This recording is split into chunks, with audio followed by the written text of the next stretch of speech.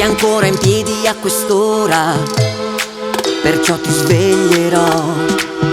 Io regina della casa e tu un'umana, e forse ti ucciderò se non mi nutrirai, ma tanto già lo sai, quando cambi scatoletta sei patetica, la lascio tutta bleh, dammi crocchi a volontà, se non vuoi morire apri la porta.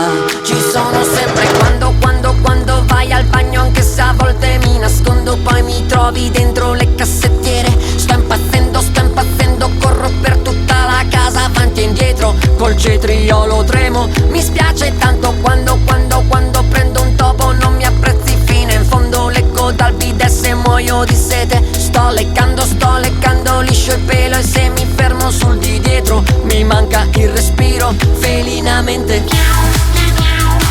felinamente,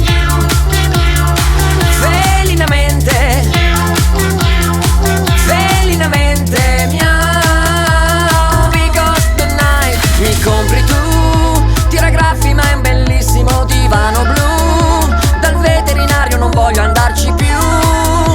Appena mi riprendo la casa ti distruggo, ti detesto. Ci sono sempre quando vai al bagno, anche se a volte mi nascondo, poi mi trovi dentro le cassettiere. Sto impazzendo, corro per tutta la casa, avanti e indietro, mi schianto se non freno. Mi spiace tanto quando prendo un topo, non mi apprezzi fino in fondo, lecco dal bidet se muoio di sete. Sto leccando liscio il pelo, e se mi fermo sul di dietro mi manca il respiro. Felinamente,